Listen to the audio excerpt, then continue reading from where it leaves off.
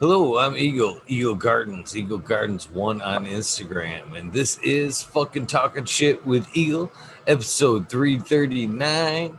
Hopefully, you guys have had an amazing Friday. I know I have an amazing guest for you tonight. You guys have seen him all around the community, very much so in the organic community. Joshua Steensland, how you doing tonight, sir? Doing good, man. Thanks for having me. I appreciate you reaching out. Man, it's definitely my pleasure for sure. What you smoking on there tonight?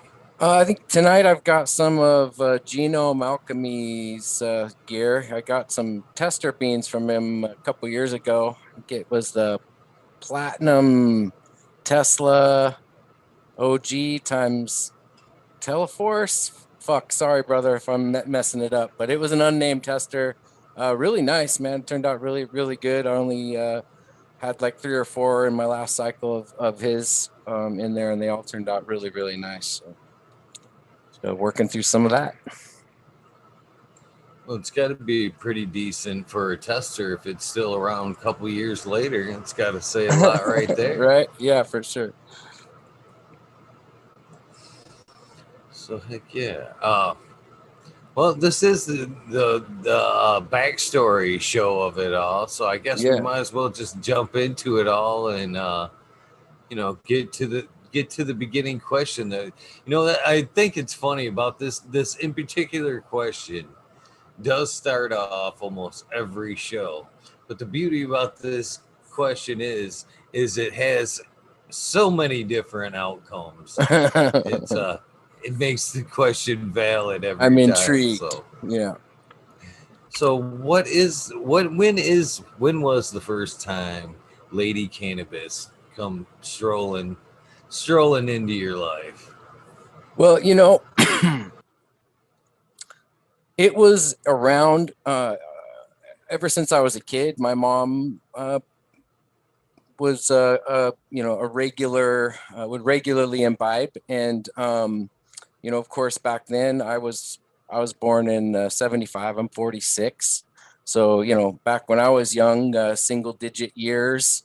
Obviously cannabis is still very illegal, and my mom was very much um, pretty open with her lifestyle, and so it was around, and so I had a pretty early exposure to it. I even remember, gosh, I must have been 8 or 9, getting a hold of some brownies that my mom and her friend had made, and they had just kind of were like, oh, they laughed it off, and they watched me get completely baked and just laughed at me about it, and that was my first like real world interaction with cannabis. Unfortunately, my mom passed away shortly after that in a car accident when I was 10. And so I was removed from the culture then because I had to go live with my grandparents. They're very strict, and so I didn't. And then I in high school I was an athlete, and so I was pretty big into fitness, and I was a varsity track athlete, and so I didn't really smoke a lot in high school. I had a girlfriend late in high school that we dabbled a little bit, but it just wasn't my wavelength back then. I joined the Marines in '93, and I got stationed. I was fortunate enough to get stationed in Puerto Rico for one of my first duty stations after going through training. And so, um, after about 7 or 8 months of just drinking myself silly in Puerto Rico, I was finally like, man, there's got to be another way to recreate. And I just got the itch to smoke some weed. I was like, here I am in the Caribbean, and I knew that there was a lot of recreational substances at my fingertips, and so we took advantage of our position in Puerto Rico, me and a couple of my good Marine buddies, and we were able to find a regular source for cannabis, and that really kicked me off, and that was probably in like '95. And so that's when I knew that cannabis was going to be with me forever. I just after like binge drinking for 6 months, and then get moving on to the cannabis and just like, oh, okay, man, I'm not going to be puking anymore. All the stuff that most of us figure out when we weigh our two options when it's a recreational thing. And then after time, you start to realize, as most of us do, that there is actually like a therapeutic benefits happening with this. And this is before medical, right? So it wasn't even, nobody ever even really thought of weed as medicine back then. We just knew that there was a net positive. And so, it was one of those things where as soon as I consumed it regularly in Puerto Rico as an adult, I was like, oh my God, this is staying on board forever. Like, this is a non-negotiable.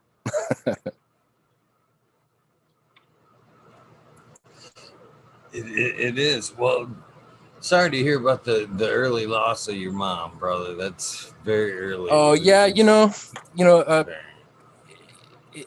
it's one of those things that it shapes you as a person. It's that a part of your past that you can't escape from, and it shaped who I was from that moment on. But at this point, it was so long ago. It's just part of life, and it's the way it goes, man. I appreciate it. Man, but between the, you like you said, it's a tough way to, shape your life, man. But between that and the Marines in '93, that had to have been fresh out of high school. I mean, graduate directly into the Marines. You're not even fucking around. Totally. Like, I'm going into the fucking Marines. I'm going to be a badass. That's not, I mean, out of all the branches, the Marines don't fuck around. You definitely chose the hardest branch. Well, there's kind of a funny story with that, because because my mom passed, I was in I lived with my grandma for a spell, and then we went to like a foster home type situation where it was a small town in southeastern Washington, so everybody kind of knew each other. It wasn't so small that it was like 100 people, but it was small enough that the community of people knew each other. So we went to live with this family, and oh man, I think I lost my train of thought already. Oh, but I wanted out. Yeah, so I wanted out, right? So at the end of my junior year, I enlisted in the Marines to leave the following year. So my whole senior year, I knew I was going into the Marines. And it was just like, I was just preparing for it my whole senior year. And then 2 days after graduation, I was gone. Jumped right into it. It's crazy. Mm-hmm. So I can't help but wonder, you say your whole senior year, you knew you were going in and you kind of trained for it. Yeah. So was that like physically training for it, or I'm going to the fucking Marines and I'm going to be a madman my senior year? Yeah. So no, it was a lot of like, I was kind of a boring cat, by the time my senior year rolled around, because I was pretty, up to that point, I was pretty serious about sports. And then I had kind of a long time steady girlfriend. And so I was really just focused on spending a lot of time with her, because I knew I was going to be jamming, spending time with family. And then I did do a lot of like mental preparation. Like I read a lot of the Marine Corps manual, that kind of crap, just to kind of get prepared for boot camp. So I originally, how I decided on the Marines is really kind of funny. I had scheduled an appointment with the Air Force recruiter, and because I was like, oh, let's check out the Air Force, see what's up. I thought maybe there was good job opportunities after the service with the Air Force, like either in mechanics or something. So I was like, let me check them out. And I went to the recruiting office and they completely stood me up. Like nobody was there. I was fucking pissed. I was like, you gotta be kidding me. And so I walk off and I walk down and I walk by this open door. And as I pass the open door, there's a guy in there and he's like, "Hey, the fuck you doing?" And I come back and I look and it's the Marine recruiter. And I was like, "Hey, these fucking assholes stood me up." And he's like, "Yeah, it's about right." And then that was it. We started talking, and then I was like, all right. I think you saved me from making a bad decision. I took their little ASVAB test and, tested in like the 97th percentile. And he just was over the moon to get me signed up. And I was able to, pick a pretty good MOS, military occupational specialty. And so, I was able to specialize in as a Marine security forces. So, I got to learn finer security points, VIP escort, executive protection, high asset security, that kind of stuff. And I ended up getting a secret clearance, and that's how I got sent to Puerto Rico to work on a secret a Navy base that had secret clearance for, communications or whatever. So none of this stuff. I mean, I'm totally cleared to talk about any of that. It's pretty much common knowledge at this point what's going on down there. But yeah, it was really good for me because I was a bit, I was not ready to go to college, and I just felt like that was going to get me out of the situation I was in at home, where I just really that was my ticket to be out and independent as soon as possible. And it seems kind of counterintuitive to go into the military to be independent, but that, compared to the situation I was in, that was independent, and I gobbled it up, and the Marines was really, really good for me. But I did 4 years and was anxious to get out and live a normal life for sure.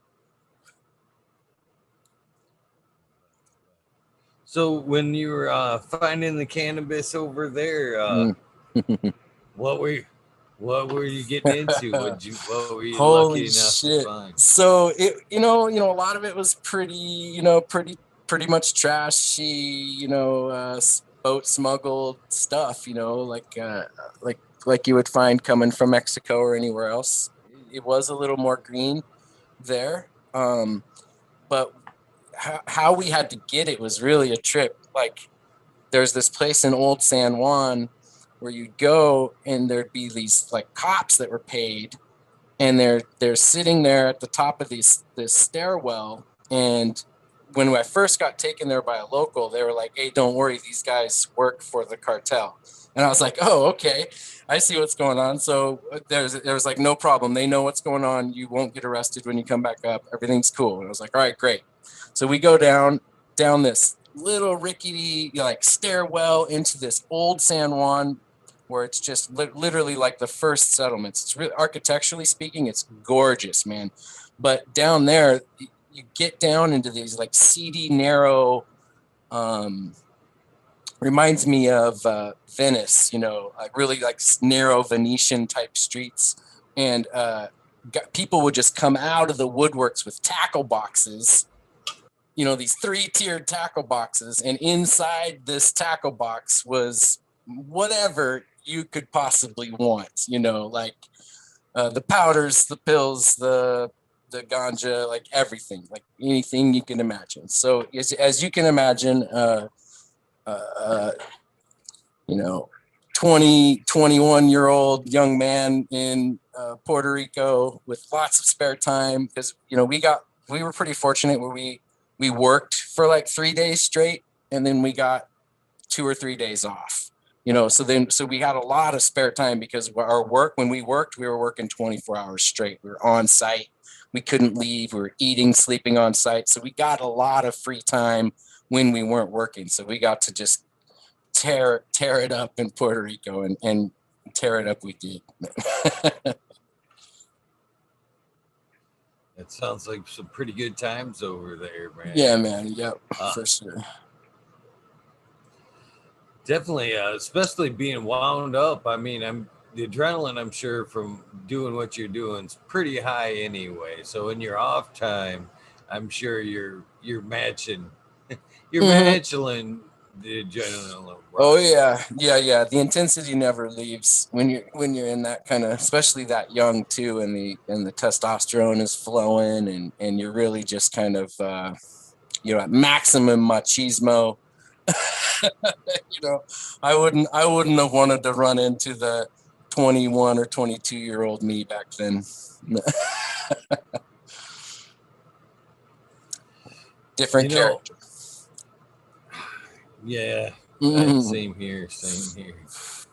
I heard you mention that like the therapeutical or the medical benefits of cannabis. It sounds like you found it. Did you find the actual medical benefits before growing? Did you actually find that it had its benefits before the growing? No, actually, when I first started growing was obviously like for profit. It was I think if anybody was so inclined to do a deep scroll on my Instagram feed, you'll find an old Polaroid from around, gosh, it must have been 97, from my first grow in 97, back when Polaroids were like the only way you could take a picture of your shit, because you couldn't take it to a 1 hour photo. There was no digital cameras. So it was a Polaroid, and so 97 was my first big grow, what I call big, not a closet. And I've been growing ever since. But no, that grow was specifically to save money and make money, because we obviously buying weed at $50 an eighth or whatever back in the day is not very sustainable unless you're a trust fund kid or whatever. So we started growing. Yeah. And then I just noticed, over time that like my stomach issues that, that I was having pretty regularly, when the quality of the cannabis got better, like when we first had the homegrown, that was, exponentially better than the crap we were getting on the street. And then once we, started refining our skills and the smoke got better and better, that's when my body got tuned to it, and I realized that, hey man, my morning nausea is non-existent when I have good smoke. When I've got the good homegrown stuff, I didn't have the nausea, or it helps with my anxiety. I did end up leaving the service with a little PTSD, from sticky situations in West Africa. But it's helped, and I felt that blanket of ease, that comfort that I get from it, and recognized it as therapy right away, like within a couple years of growing it. I've said a lot of times in the last year, mainly from my own experience, but hearing people tell their own journey as well. But cannabis, as you cultivate it, does seem to bring out the medicinal side. I think it's very therapeutic all in itself. Yeah. But today I was listening to a book on organics, and just as much as I thought, cannabis in general has been suppressed, but I kind of thought this one fact that I heard today had to be, even though it seems to be more than obvious. I had never heard of it, up until I heard it today.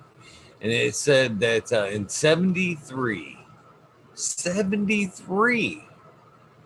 the Horticulture Society actually sent out did a campaign to, they had realized it then, horticulture had such a therapeutical value that they were reaching out to drug addicts and people that had stress problems back then. Right. Way the fuck back in 73. Right. And that's just the simple act of cultivation, right? Like cultivating anything, right? Like having therapeutic benefit. Yeah. It's a trip. Yeah, and And yeah, and then it once applied, I thought, it just, I almost just thought it applied to cannabis, but to know Right. that they knew it applied to everything back then, I was like, man, why isn't this being taught to more people? You know what I mean? How isn't, Yep. when addicts go into, recovery or, how come one of the things they ain't offered right off the bat? Yeah. Here's some dirt, here's some soil, 100%. fucking take your mind to another place. Yep, You know what I 100%. mean? Yeah, man. We were just talking about that here at home the other day about how your gut is responsible for a lot of your mental well-being, right? And so in Eastern practices or medicines, like especially Ayurveda, they call the gut your second brain, and that it's directly responsible to the parts of your brain that allow you to feel pleasure and a sense of well-being and all of that. And so what I'm getting at is that if you're gardening in an organic garden where you don't have pesticides, where the microbiome is present in the soil, that's the similar biology and the same biology that it's existing in your guts, right? So that's why, like, pulling a carrot out of the garden and not washing it off with that chlorinated water, tap water, before you eat it is really important, because you're introducing the microbes that actually populate the lining of your gut and charge your second brain and literally help you feel better. So the fact that they have empirical data to kind of back that up is awesome, and something that we've all just known from experience, the catharsis and this kind of release that happens when you actually spend time in the garden, not fiddle fucking around, but cultivating. Like, there's something that happens, and we all know it. And I think the more people that get their hands in soil or you know uh, care for a crop, whatever, even if it's hydroponic or something, like you're missing a living soil component there. But I wouldn't throw the baby out with the bathwater. Like, you're still taking care of something and guiding it and steering it, and you could do it in a way where the end product is good and healthy, and that's legit, man. So I don't hate on people for doing that, but the soil growing, there's something there, with that exchange of biology, that's super, super important. And it lends credence to what you were just saying about, it actually makes you healthier, makes you happier. And there's science and physiology and biology that kind of back all that up. For sure. I actually, it's funny because, you always hear that phrase, the gut feeling. You got Yeah, that gut feeling. 100%. And, I never had actually related it to my gut or the second brain up Yep. until this last year. I kind of did a deep spiritual dive this last year. And Nice. it was kind of weird. Mhm. Well, it was with a little bit of the micro dosing, so maybe it was the smartness of the Yeah, man. microbiology right there, Yeah. being introduced. But it was a little bit of both, I think, as I went Yeah. down that road and started doing this and talking about a little bit more about organics and stuff, that I really started putting things together. And I Yeah. read this one book, what was it, Dirt to Soil, or was it the Soil Cure, I think. And they were talking about the importance of your gut biome and it being responsible for up to 40% of your overall thinking in general. Right. Talking about how smart micros were, actually at one point, putting a drop on a puzzle, and it actually would figure its way out, grow its way out of the Right. of the and I was like, wow. But I never really put any thought to, your gut having that much to do with your overall thinking.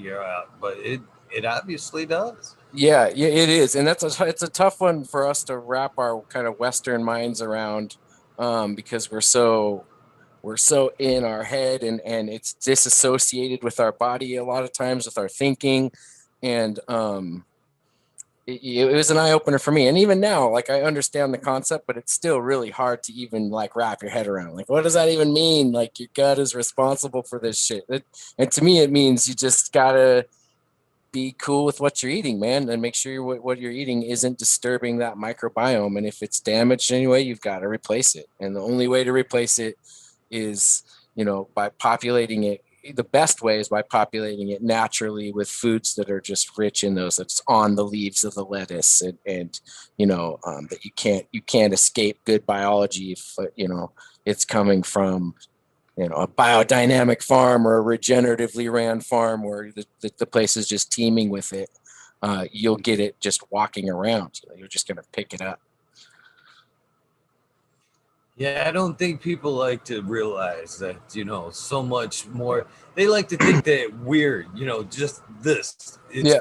this is a person. Yeah. That's Yeah. it. That's it. You know what I mean? They don't like to realize that there's so much other living processes going on inside of us that are so independent of what we think and do. Yeah, You know what I absolutely, mean? man. True story. So it's interesting that you're doing the microdosing too. I've started on that journey probably 2 months ago now, and I've been taking a point 0.1 to a 0.15 pretty much every day. I've taken a couple days off, just to kind of see how if there was a difference cognitively or what. I've really been trying to be present and basically keeping like a mental journal of what the different dosages are. And I've got two different strains of mushroom too, so um, it's interesting like dosing those separately, to see the differences, that are subtle but they're there.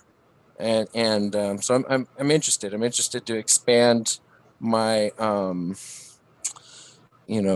medicine cabinet, as it were, to try multiple different varieties and really kind of just play around with them at the micro scale. Like a lot of these, I haven't even taken um, a therapeutic dose yet on these, or I haven't gone on a journey on these yet. But I do know that if I've taken it up to point 0.2 or a 2 or 0.25, that I'll start to feel that yawns coming on, and you start to feel that first onset. So I know that there's a threshold, but I have yet to take a heroic or a journey with them.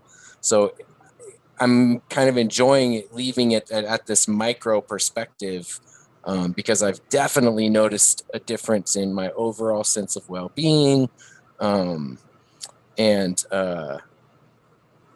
more energy, more like natural energy. It's been really interesting. I don't know. I'd love to hear what your experience has been. Very similar. Very similar. Overall, better mood. Mhm. For me, they kind of I went the other way. I I I had a friend of mine that had passed me a good amount of them, and I was you know here and there a little bit, and I could tell that they were helping re-bring back that good mood that I used to have all the time. I'd be Right. like, okay, okay, and then it ended up. It was kind of funny because the guy who was actually, I have one of my daughters in chat, so this is kind of funny. My oldest daughter, uh, who her boyfriend, who was kind of cultivating him at the time, was passing them to me, which I think was super funny because it was kind of like a let's keep the old man happy. So like every time I seen him, he was like, you know, handed me a nice batch, and they were going back and forth from fresh to like a dry, Mm. and so I was like, going back on the weight back and forth, just barely taking some, and then it was like wet, wet, wet, wet. Then I got a bunch of dry, and I didn't even think that during that transition period. So I took a wet dose of dry. Yeah, so you You got see what I'm walloped. saying Yeah. here? Oh yeah. Yeah. Yeah. Yeah. And it ended up being a fucking dose. Yeah, man. And it was weird. It was completely weird. I What happened that night, it was very hard to swallow, to be honest with you. Oh It wow. was super hard to swallow. Yeah. But what what came about was, man, it was everything that was going on in my life at that time that I wasn't aware of, Yeah. that was like revealed to me all in that night. Yeah. And it was super hard to deal with. Yeah. And then as I as time went on and I kind of reflected on my experience on that night,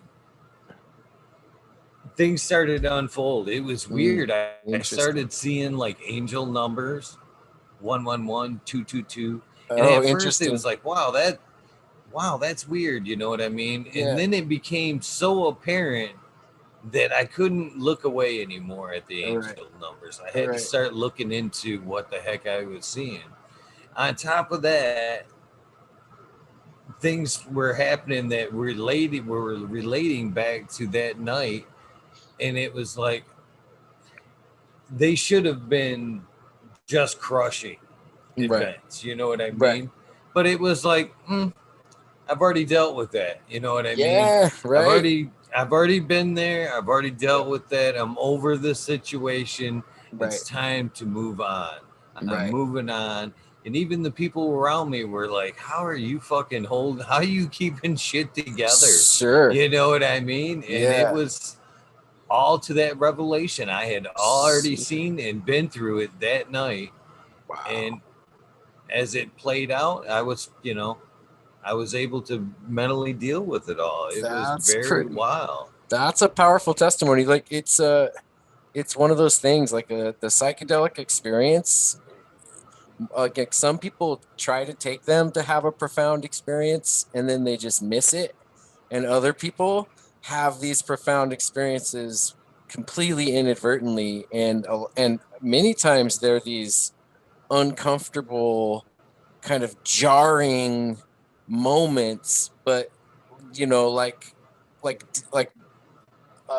the stream, clearing the river or a blockage in the river, there has to be enough inertia to jam that big rock out of the way to let everything go, right? And so I think that a lot of times that's what happens when people have bad trips, or you end up getting into this introspective kind of hellish space where you're just like spinning on your thoughts. That's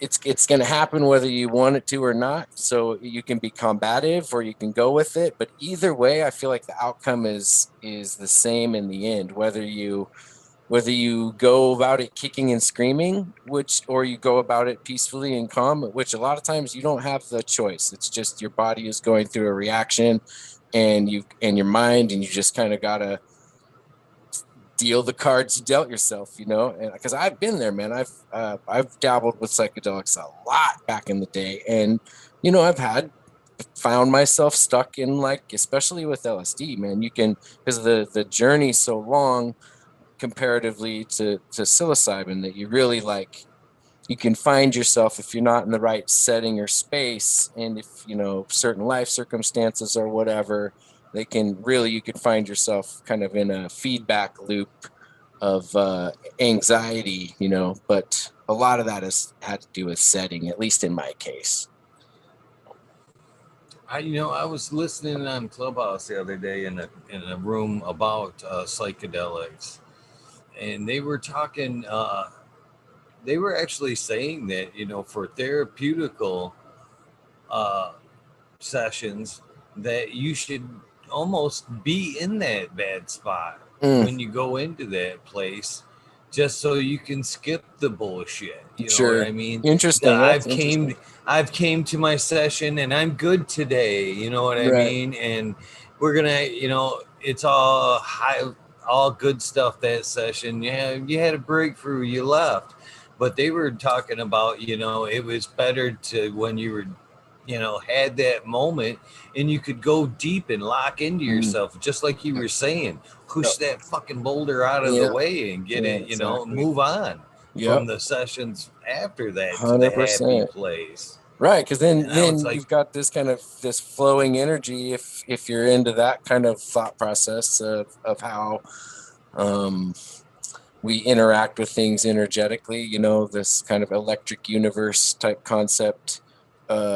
It stands to reason that when you are blockage free, or you've worked loose some kind of energetic blockage, that now you're open to receive the other signals, right? So you're not only are you more efficient with your output, but you're also more efficient at what you can receive as well. It's like a two-way diaphragm. You remove the blockage instead of just a one-way. That's super interesting. so even after that experience, it kind of just led me to being more open Mm, to, more spirituality sure. side of things. Yeah. And I then from that point on, I've been trying to just kind of link the two, Hmm. much like you know, you, we think about we're in a spiritual place or meditation like state when we use cannabis. I've been trying to use microdosing when I want to dive deeper into my spirituality. When I'm like 100%. go want to. A lot of times, I think a good time is like right before I like listen to a book on Buddhism or Hmm. something like that, to where I'll be listening to something, and then I'll hit that one thing that sends me into a tailspin.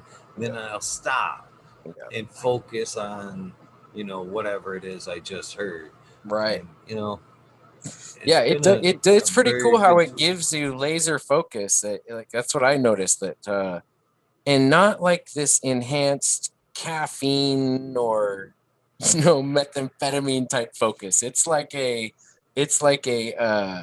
very present and aware, but you're able to like just focus on shit. It's really hard to describe. It's a really soft uh awareness, soft focus is how I describe it, because it's not like you're stuck with this kind of hard analytical, because like once again, LSD can feel that way. And from what I understand, that's what like a lot of the Silicon Valley like coders and whatnot, they're microdosing the LSD, and I could really see where that has that really kind of sharp focus, with it, as compared to mushrooms. It's more kind of when you get high with mushrooms, it's more of this drunken feeling where you're just a little kind of woozy and whoop, whoop, but with LSD, you're like locked in, things are moving, and you're just like, whoa, whoa, it's very crisp. And so I could see the differences, and I haven't microdosed with LSD yet, but I think it would be interesting to juxtaposition the two, especially after, two good solid months of microdosing with the mushrooms, man. And I really like it, and I don't foresee myself stopping anytime soon. So I was just fixing to kind of walk you down this road to a question that I was leading up to. And then I had this weird kind of thought in my head, and I think it's kind of funny. So I'm going to skip the bullshit and I'm going to go right to the thought I had. Do it. And I think I'm starting to think, as of this moment, that spirituality could be a dealer. Now, hear me out when I say this. Hear me out when I say this, because this is what I was going to lead you up to. Because this is what I think's going on. We've lead it up to this point where humanity as a whole has kind of been a shithead, and I think this is what's going on. This is why I say spirituality could be somewhat of a dealer, because I think we're being led up to something here. Mm. I think I think it's no coincidence that cannabis has been brought to the forefront and to capture our own all of our attention. But it's like it seemed like it's worked like this. Spiritualities went, hey, asshole, come here, try this. You need Yeah, this. gotcha. Yeah, totally. And then we've taken the cannabis plant. Now follow me here. Follow me. We've taken the cannabis plant. We've started to smoke it and use it. But yeah, this is helping. This is helping. And then she went, you should grow this shit. And we went, wow, this is really good. This is very beneficial. And then she went, okay, here's organics. And we went, wow, we're getting in deep, man. I'm really putting myself into check. I've learned, much about myself, and now, with organics, I'm learning how to take care of myself and the environment. And then she went, hey, one more thing. Here's some mushrooms. And then fuck it. And now we're like, wow, now we're unlocking our mind and spirituality. So I think she's just like standing there, just kind of like feeding us these little nuggets. What else you want? Too. I got ayahuasca, I got DMT. What you need? What you need? Yeah, we're gonna finally unlock the doors for you. Yeah, Huxley is smiling right now. That's hilarious. I'm thinking that's very possible. Yeah, I like that. I like that idea. So once you got out there and you're back home, did it start with organics for you? No. The guy who taught us was very, miracle growy. This is so he was very much just whatever you can get. Get the 20-20-20. And so it was that kind of deal. And then once I did a couple cycles, because what happened was that my friend and I leased this really beautiful place out in the country. We had a big, beautiful basement, and an acquaintance of ours was like, "Hey, man, let's make use of that basement." I was like, "Okay, let's do it." He's like, "I'll show you what's up. I have all the equipment. I'll bring it over. I'll teach you guys how to do it, or teach you what I know, and then you guys run it, and we'll split it all 1/3 a piece, right?" And I was like, "Fucking hey, I'm down." So props to Gordon, man.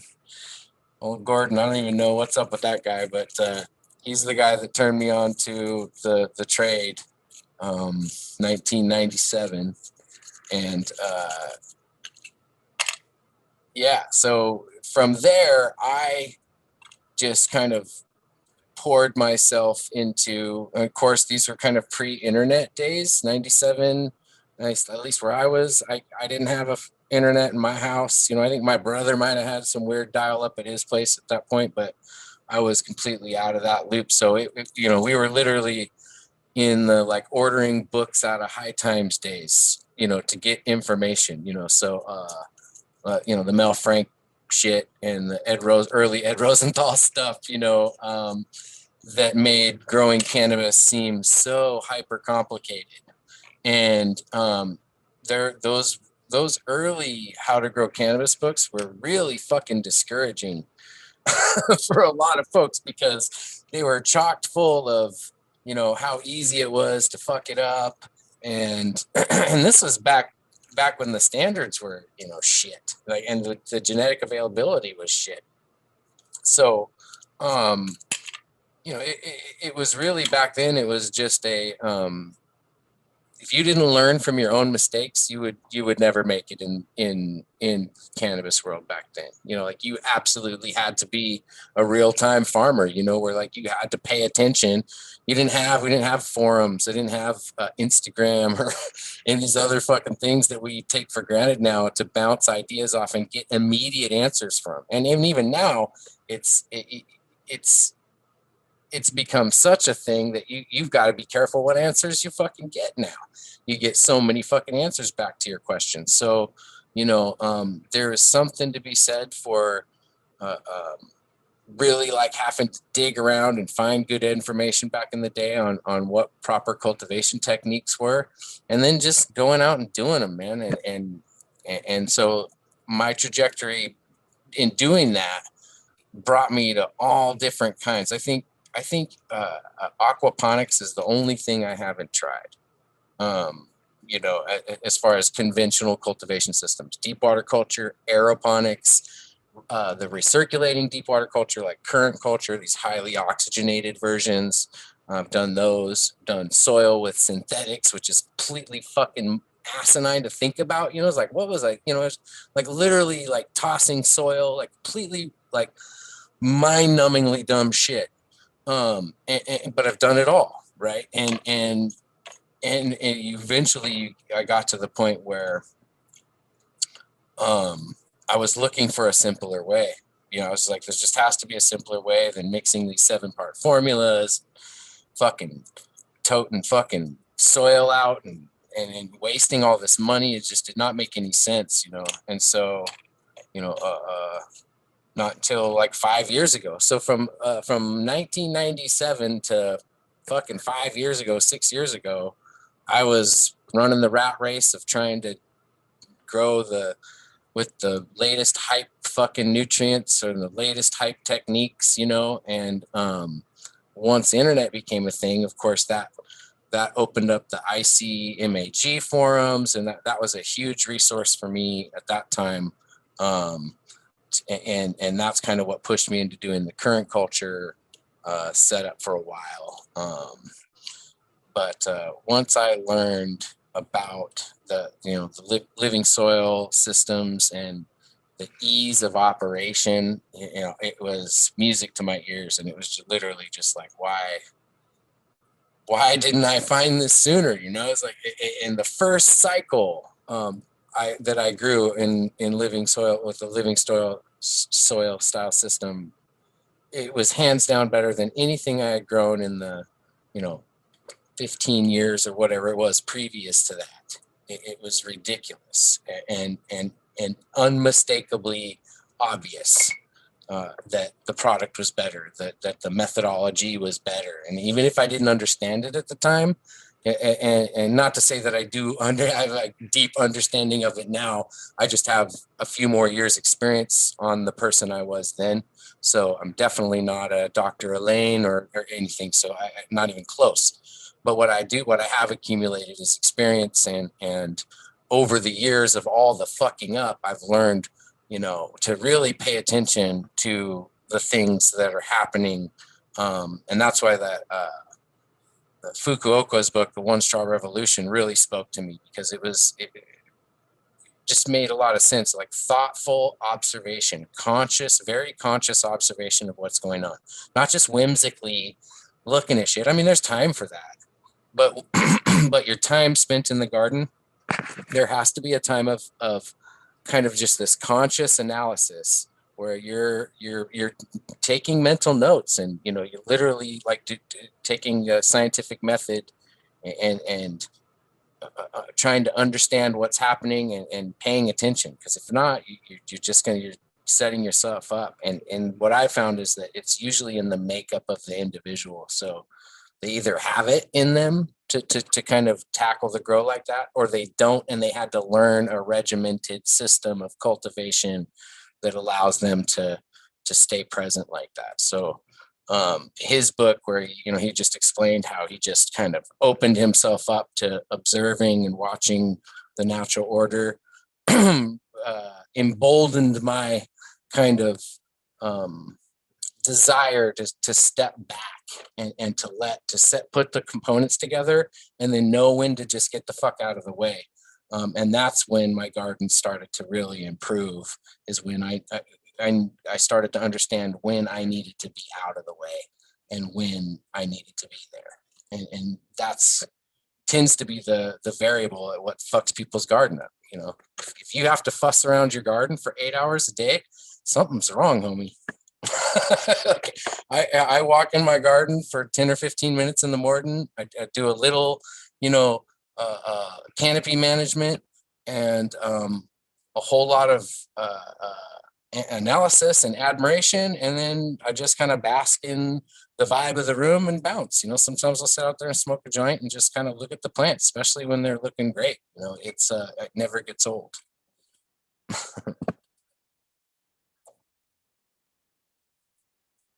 They are a beautiful plant, that's for sure, and they seem to just have that great vibe about Yeah. them. So yeah, the garden is an amazing place to spend some time. Sure is. So you said it was night and day. Night and day, you could tell that first time. Without question. Yeah. When I switched from, so there was kind of a two-tiered transition. I was doing like a cocoa-based medium, running, your standard, your pH perfect advanced nutrients stuff. And I ran that for a good year or so with really great success. It set some medical gardens up for folks with really good success, really high yields. But of course, looking back, the terpenes were definitely not as good as what we're producing now, but we were doing all right. But what had happened is we had got what I felt was a bad batch of that advanced nutrients, and just a disclaimer, it's just my personal experience. In my personal opinion, that we got a bad batch, and it ended up I ended up turning a whole room of mine, right, like mid flower. And so I was really upset. And because I ended up double checking the pH of the finished deal, and it was like super low, like 5.2. And when I called them and explained what was going on, they were like, "Oh, it should still be fine." And I was just like, "Okay." That's when I knew I had to find a different way. Like that was too big of a variable. Up to that point, consistency had been pretty good, considering all things considered. That I'm such a stickler for consistency that even that one time in a 12 to 18 month period was enough to chase me off of the product.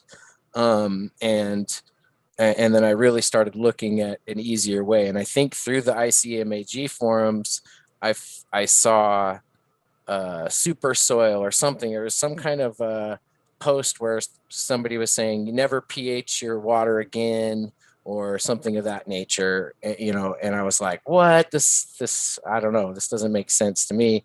And I started diving into Sub's super soil mix, right? and then I was like, well, shit, let me give it a shot, and so I cooked up a batch of Sub super soil.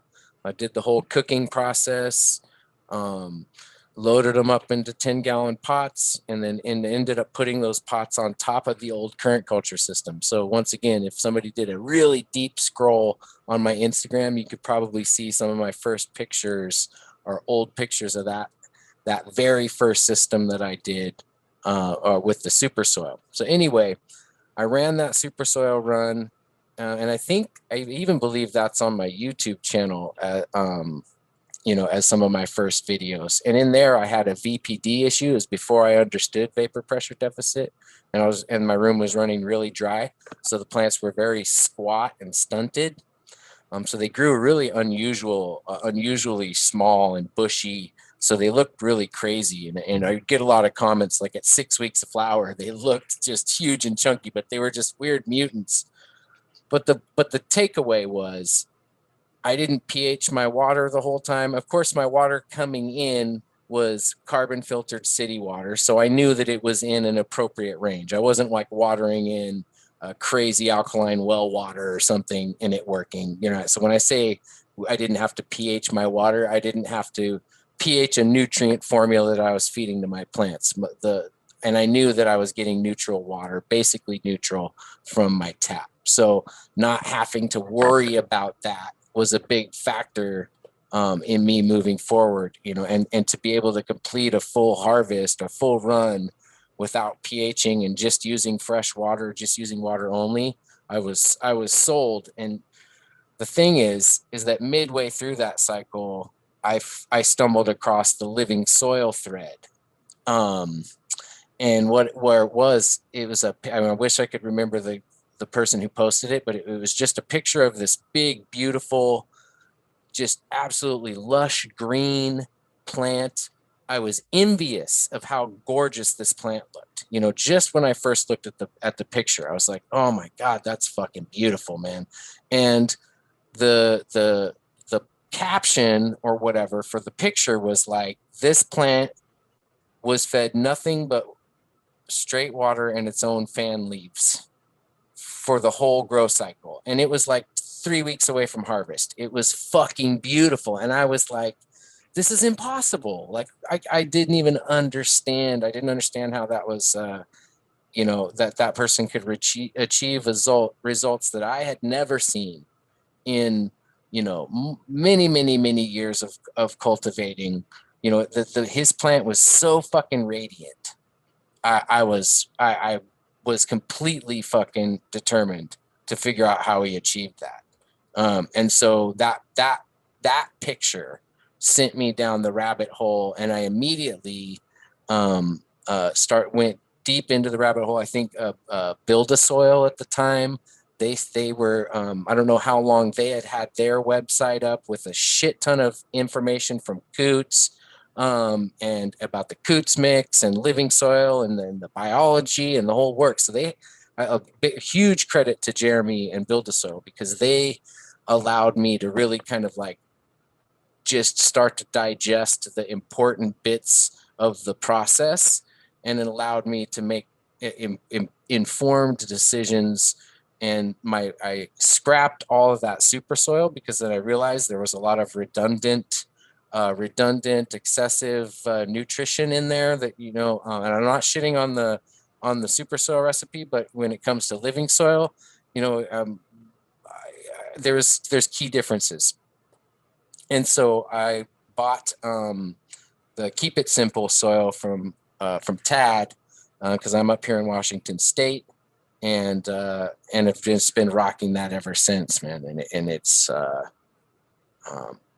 every cycle. I'm on my 11th cycle now. I took a year off, so I would have had, you know, I'd probably be more around 15 or something. But I took a year off here at home to focus on the outdoor hemp project that I was doing.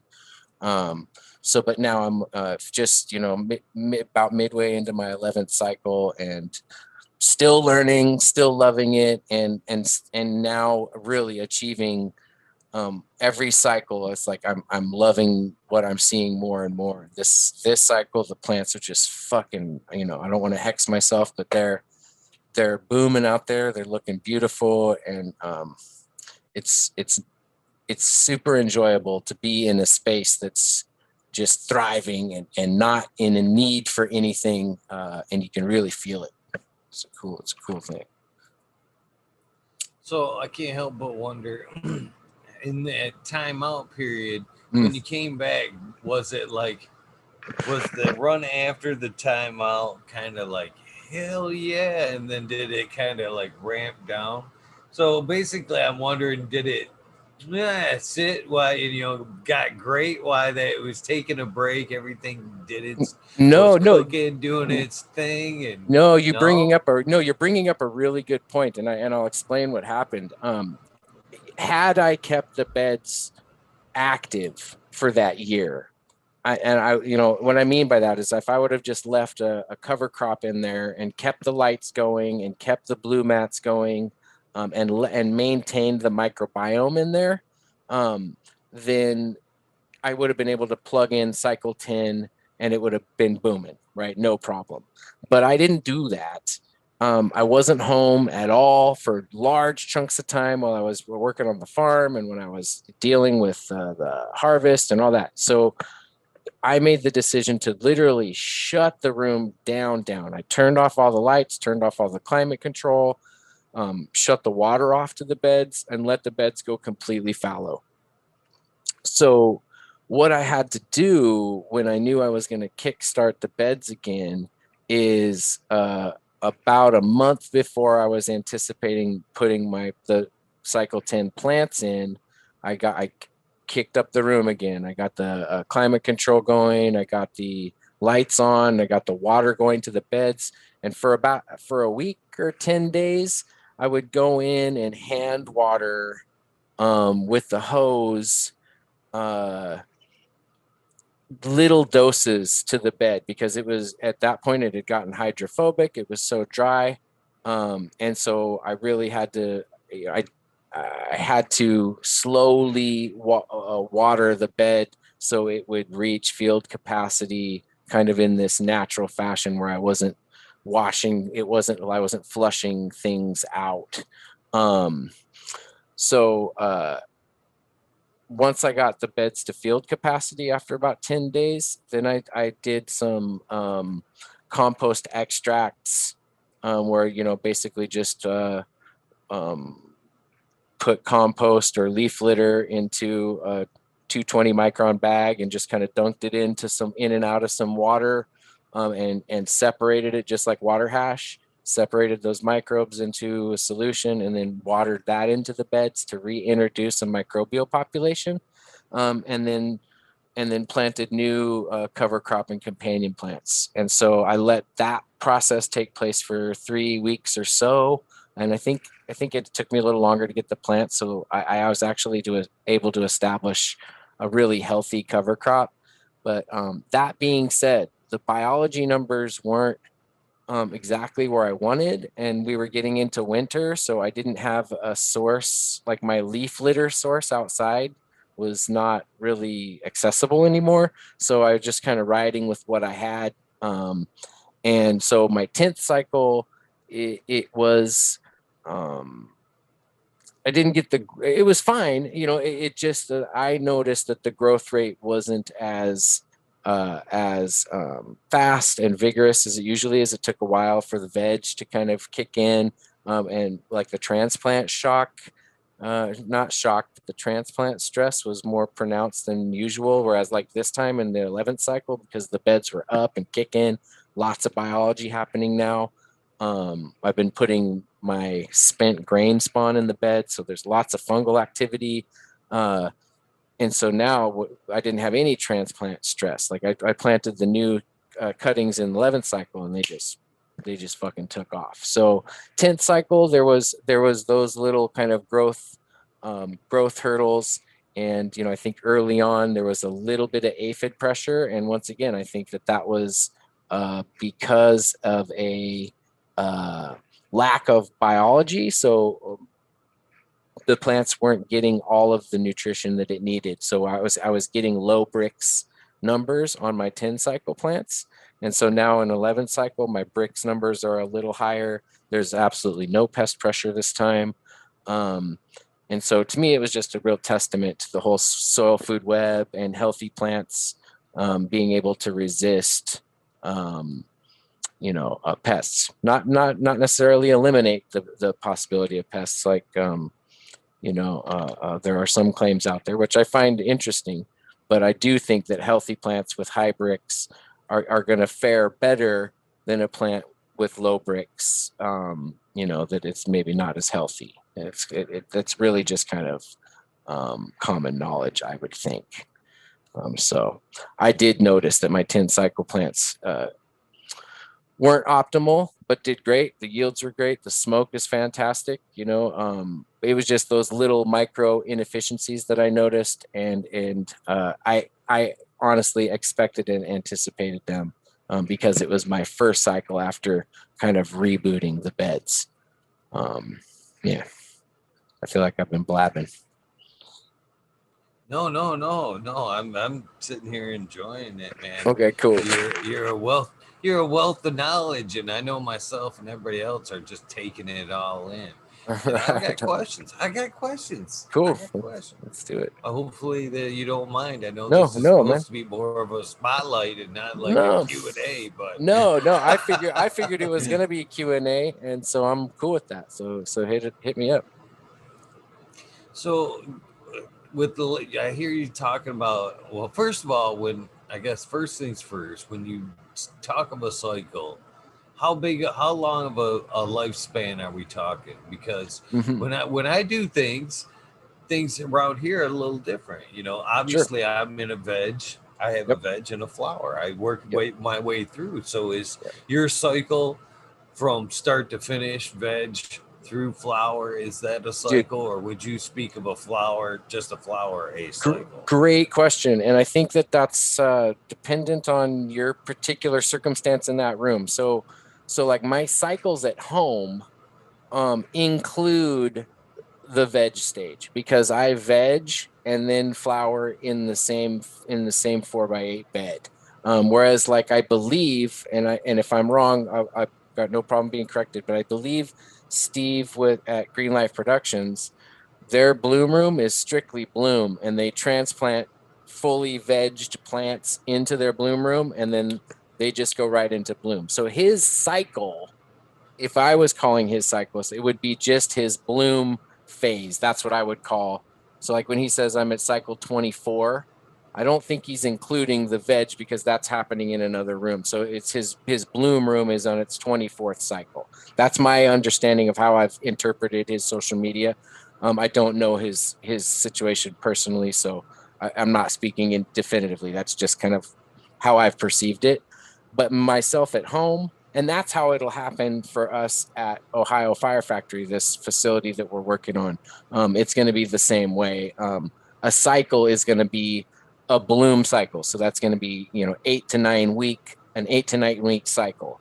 At home, it's longer than that. It's the regular 8 to 9 week bloom, but it's also a 3 week to 4 week veg, depending on, the growth rate of the veg and how many plants I got in there, whatever variables. But so my cycle is considerably longer here because I am including a veg.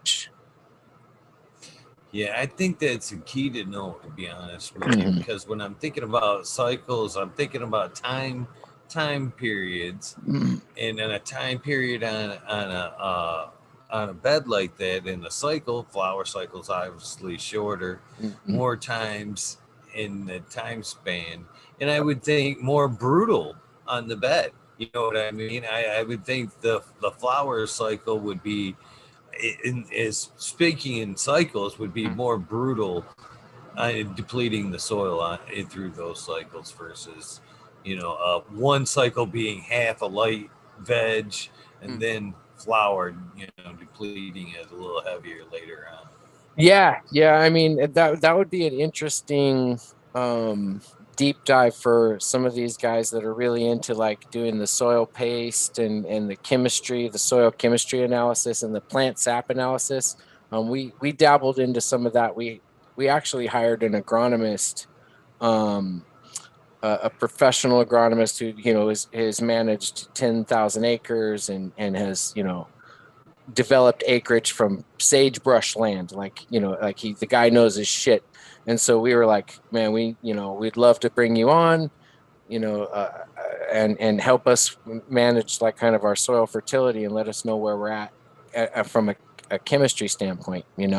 I was prepared to do what I needed to do to understand the biological side, but I didn't understand the chemistry side. And frankly, I mean, it's going to sound terrible, but I'm really just disinterested in it.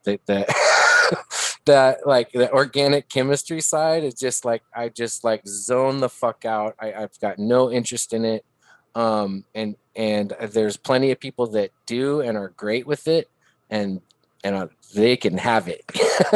I'm gonna focus, and I'm not saying there's no place for it, but I know what works for my brain and what doesn't, and so I know when to bring someone else on for those things, and so that was his role, and so he was doing really cool stuff like checking um, the nutrition, the chemistry levels in the soil, and then what was actually in the plant, and then juxtapositioning that data to see what was actually mobile in the plant from the ground. So there was a lot of cool data points that came from that whole process. But yeah, I don't know where I was going with that. It's a ramble. So I just want to say it doesn't sound shitty in my view, to be Right. honest with you. Okay, It good. sounds, no, seriously, it sounds very masterful in my opinion. And then that may sound silly to you, but in Yeah, my a opinion, little. it's very Mm. masterful because to have a winning plan is knowing that you don't know Oh, sure. everything. That, yeah, absolutely. Secondly, to have I'm a big, I like Napoleon Hill, uh, and he talks about having a mastermind circle, and Mm, part of having a mastermind circle mm. is knowing that you don't fucking know everything, 100%. or you don't give a shit about Yep. everything, but Yep. that's part of the equation, and that's why I'm saying you're wise. It's part of the equation. You don't Yep. give a shit, but Yep. you got to have a guy on your team Yep. for that. Yeah. Well, I've got to credit, there's a gentleman that was a member of our team for that big 2,900 acre hemp grow. His name is Eric. Um, and he is a high level, like Fortune 500 CEO coach. And we got fortunate enough to have him on the team because he was the husband of our in-house counsel, right? Our in-house attorney. And so he kind of came as kind of a package deal. We brought him on too because he would literally follow us around with spiral notebooks all day long while we're doing our business and just fucking taking notes on everything. And then we'd meet up and he would talk to us about, you know, effective communication and understanding, you know, team members' strengths and weaknesses and leveraging strengths. Like he really helped me look at things that I hated about myself. Like I'm the hypercritical nature, and then I've got this ability, and he calls it an ability to look around corners, but my other business partners would be like, oh, he's just being negative. When I'm not being negative. I have this like terrible part of my brain that tries to figure out everything that can go fucking wrong and what we can do, to fix those things were they to come up. And how likely is one to happen over the other. So, in my mind, before I met Eric, I hated that part about myself because I always felt negative. I always felt like I was seeking out the negative, and it really felt terrible. And then people who I worked with would kind of vibe on that too, until I met Eric, and he was like, dude, that's a beautiful fucking gift. Are you kidding me? Like, you need to groom that, man. And the people around you need to just accept it, because that's a gift that some people don't have, like the ability to literally put, and that's why people don't like it, because you have to put yourself in a losing position to figure out a way out of it before it happens. So what I'm getting at is that he spoke to that very same thing that you're talking about, and that I've carrying forward in everything that I'm doing, is that like understanding what your strength is first off, and then understanding your limits in that, and then hopefully you can curate a team that where that kind of thinking is welcome, and like my team knows my weaknesses, and they don't dare put me in that situation unless it's for like an exercise. It's like it's something that I want to do or we need to do as a team, that they know what my weaknesses are. Communicating, like cold calling, dealing with pesky, anybody with a pesky nature. I got really short fuse with, so they knew what situations to not insert me in, and then what were situations where I could leverage my strengths. And I knew that of that same thing of my teammates as well. And so that's the hardest part, is that any big operation, requires a team. You cannot have, unless you're some fucking Elon Musk, eccentric, crazy super genius. And even then, you're going to be so eccentric that you're not going to be able to handle the personal skills that you need to keep a ship like that going. So you absolutely have to have a team, for any kind of sizable project. And that's why a lot of big projects fail, because you end up not having a team. You have kind of a dictatorship and this weird hierarchy. The times that I've been around where we can actually develop a good, strong team are where you have the most chances of success, for sure. You're absolutely right. And, you can't even throw, much respect to old Elon Musk, is very genius dude, and anybody in his boat. But even he isn't doing it by himself or 100%. anybody to that. Because even if he were the only one doing a large scale like that, Yep. he'd be hindering himself Yep. in so many Yep. ways. Yep. There's, he might as well be utilizing his talents in other ways and having people under him do smaller things so he could be doing greater things for the greater good. He'd be Yeah. hindering himself doing, Yeah. Yeah. 100%. That was another thing that Eric was saying about me, is like, it was like, hey, look, you need to take time to sit there and stare at the wall and think and do, and we want to give you that time. So nobody's ever going to, if you're sitting there, we know that you're not sitting there doing nothing. We know that your brain is working overtime. So when we see that happening, we're going to give you that leeway, and we'll find other people to do whatever needs to happen. So it is really kind of a cool, highly unusual situation. And we really lucked out having this kind of really high level. I can't say the names of the companies and people that he's worked with, but you would know every single one of them. And some of the personalities he's worked with are household names. And so it was very, very, very fortunate to be able to spend a good solid year to 12 months. 12 to 18 months with the guy.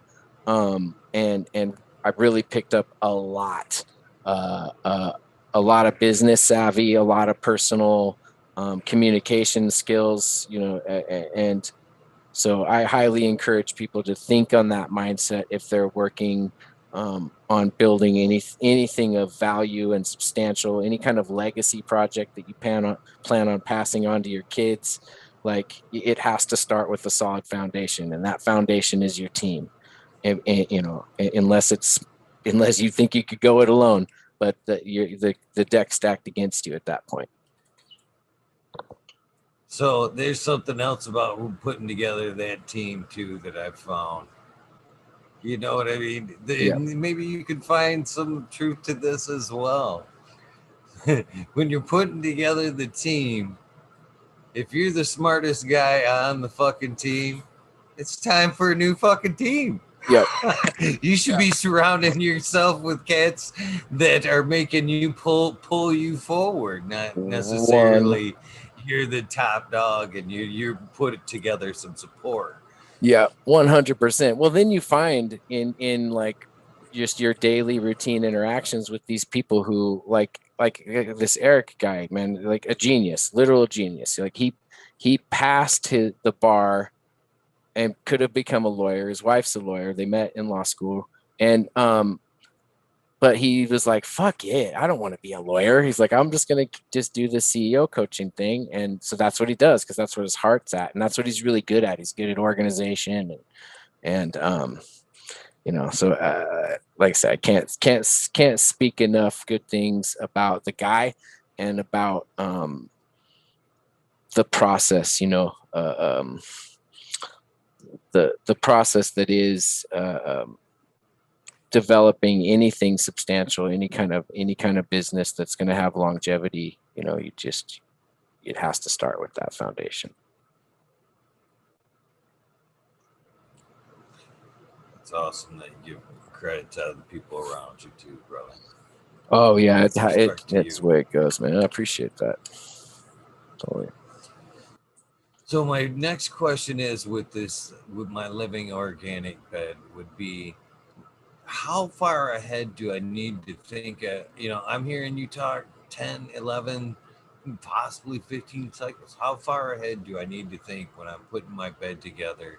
I'm asking this question because, you know, in time, things that bed's growing through time. You got cover crops you're putting Right. down. I'm Yeah. sure it's puffing up with Yep. time. You're Yep. building your own humus layer. Is there Sure. a time that it comes to where you go, I need to take this bed apart, cut it in half, bring it back down to a level and let it rebuild? Does Is that a thing or no? No, I mean, no, I think that if you I don't know the exact rates of actual humus layer accumulation. So um it's like a quarter of an inch in hundreds of years or something. I mean, it's some kind of ridiculously slow process to build that humus layer. So my understanding, like I've still got let's go drop a hot joint just a sec. Um my I've still got a good 3 or 4 inches on my fabric pots, and I don't think that I would get to the top in my lifetime.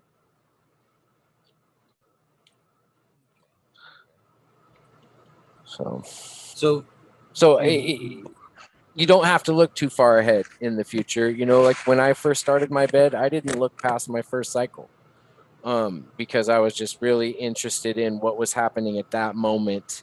Um, I had these beautiful beds in the space, now, and it felt really right. And the plants really responded to the fact that they were in the beds. And at that point in time, I had learned better about vapor pressure deficit, based on that super soil grow that was really dry. And I was like, I was racking my brain on what was going on, why my plants were so stunted. And then I figured it out. And so that first cycle was just, I wasn't thinking about cycle 10. I think I knew of like Mountain Organics, who at that time had like 10 cycle plants that were in 10-gallon containers, and I was just like, this is unfucking believable. It that seemed just like a completely lofty, unattainable thing. I was so enthralled in where I was at with cycle one, and the process that, that's really, I didn't really look forward any further than that, and then every cycle, as I'm picking up information and learning, and I made little tweaks to how I process the garden, and usually it led to me doing less, and I started it from a very minimalist perspective and approach, and I did that very intentionally. I think I just wanted to kind of prove the concept. Like I said, that picture of the plant that was grown with just water and shade leaves. And then look, I understand that there's nutrient in the soil, and that when you say something was grown with water only, um, some people take exception to that. Like there's an attempt at being disingenuous, or and I just never really look. We all understand that there's nutrient value in the soil, but when I say water, I'm saying, when I used to say water only, I meant that I'm not mixing any nutrient in. I'm not, all that my root zone is getting is water from the time my plants hit the soil to the time I harvest them. That what's going through those blue mat drippers is fresh water. That's it. No teas, no fucking tonics, no mumbo jumbo, nothing. Just water. And I did that for a reason. And it was to illustrate that what was happening below the soil, between that interaction between the plant and the microbes at the rhizosphere, was driving everything, right? And that was my intention. That was my clear intention.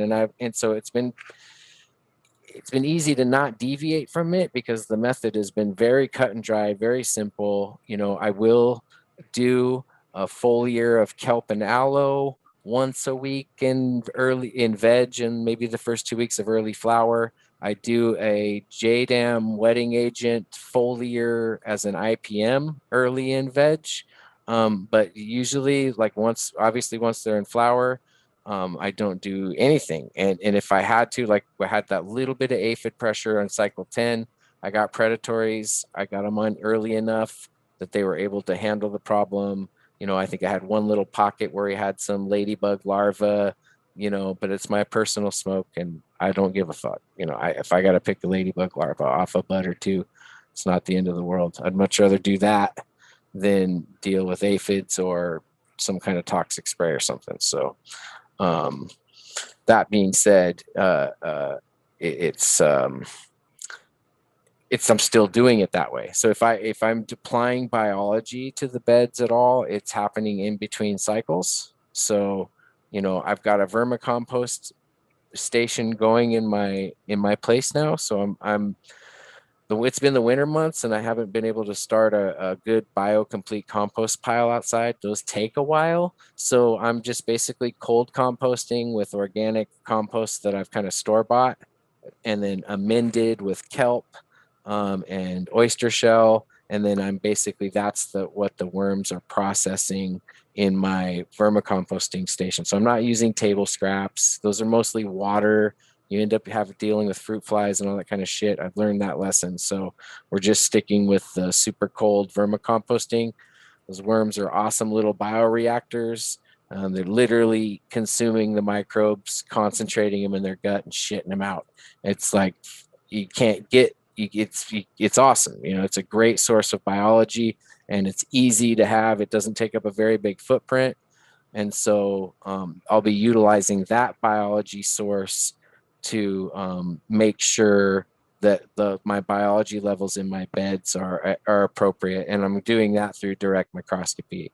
So utilizing the microscope to analyze and quantify and identify some of the soil food web cohorts like the nematodes, whether they're bacterial feeding or root feeding, the good guys or bad guys. Those are skill sets that I didn't have cycle 1. I didn't have them cycle 9. So now I just have a clearer window to look through when analyzing my system. And it's been worth every penny to me to have that. It was not necessary to knock it out of the park beforehand. I was able to grow awesome without the scope, and you just trusting the system and trusting the process. There's no problem with doing it that way. I did it that way for 10 cycles and 9 cycles and did just fine. So this kind of like for a while there was some push pull against the microscopy and that it's unnecessary, and in a sense it is unnecessary, but it is a great tool, and it gives. And when I'm looking through like my compost extracts or whatever, it's nice to look in there and see that it has the protozoa, it has the things that I need, and I'm not questioning now when I put a compost extract in between cycles whether it's got the protozoa, it's got the nematode count that I need, I want. And now I can look at that and get that answer for myself, and it's a valuable data point. So I can't help but wonder. I got a couple questions. About composting, and so one, I can't help but wonder. Yeah, I heard you mention aphids. Cannabis and aphids, which is a common problem there. Yep. Can you actually, with that in mind, when you're amending your soil, kind of amend it in twofold? You know what I mean? Both nutrient and with pest defense in mind. So can you add like say coffee grounds, which sure. Aphids don't like? I mean, could you aim with that being part of IPM, being part of that, mixing up coffee grounds and maybe eggshells? Sure. Are good for the soil as well, but I imagine as a pest management, they have to have some benefits as well. It seemed like pests wouldn't want to crawl through them Yeah. either. Yeah, I mean, those are all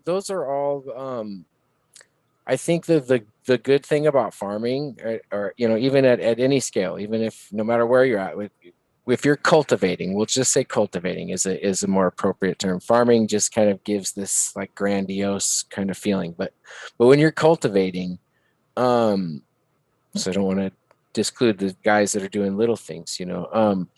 When you're cultivating, you have every kind of right to try those things, you know, and I've never thought, I never thought about utilizing coffee grounds in that way. I will add them to of the vermicompost because that's a really good thing to add. Um, but you know, I think that trying those type of things, and then just once again, like we talked about early on, like taking note, you know, even if you're not writing the notes down, but you're taking a mental note, you're understanding what's happening, whether it's a net positive, a net neutral, or a negative, um, you know, and then refining the process. You know, there's always going to be a way you can tweak it. But what I've found from my studies and from my practical applications is that, you know, there's been a lot of people way smarter than me that have spent way more hours um, thinking of these problems, and what they've come up with, you know, are at least what I've been able to understand is that the biology plays such a huge role, and that the more biologically diverse and active and complete your soil is, um, the better chance you have at fending off those um, pathogenic and pests, because there's just no room for them. You know, like as soon as you get any kind of insect larva in a healthy soil, it's done for. You know, you got nematodes that are going to get the really small larva. You got microarthropods that are get them at the later stage, the pupa stage or whatever it is.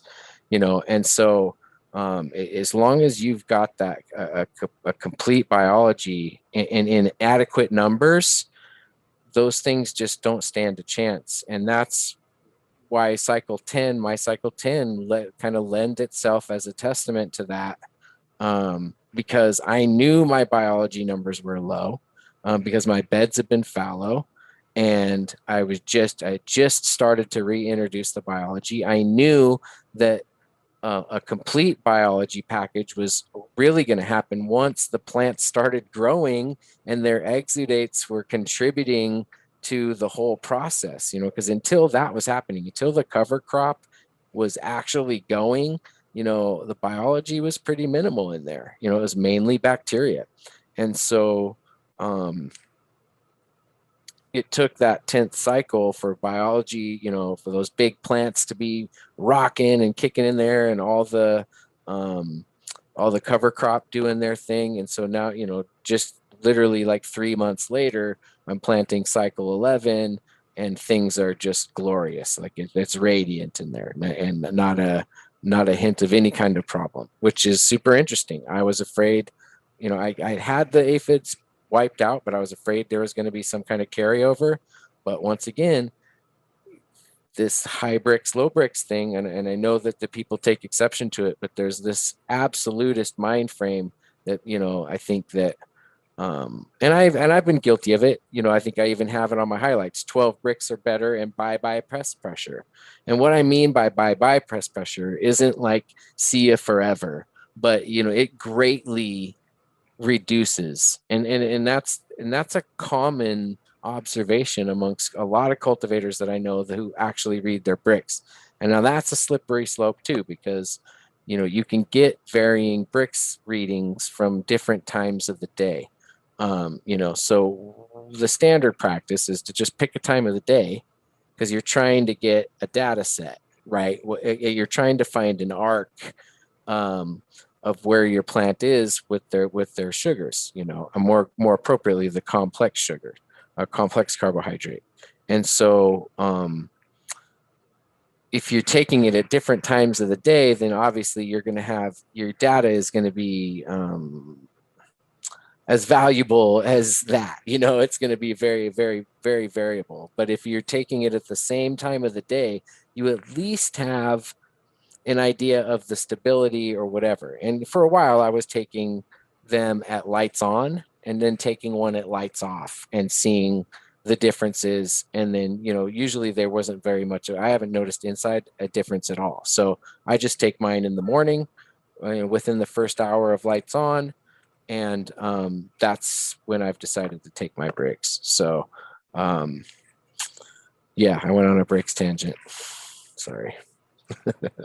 So with bricks, with that subject being said, I heard you talk about it being low.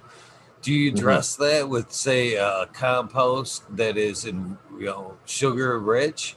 Yeah, I mean, do you Well, when it depends. if bricks is important in your garden and you're building your compost, are you building your compost with fruits and sugary based compost? Sure, yeah, and that's a really common thought process, and I think um, my thinking on it, based on what I've learned, is that basically it's a biological imbalance that's lending to improper nutrient uptake, which is causing um, what should be complex carbohydrates instead being made into simple single chain carbohydrates, which don't register as healthy plant sugars when you do the bricks. So, yeah.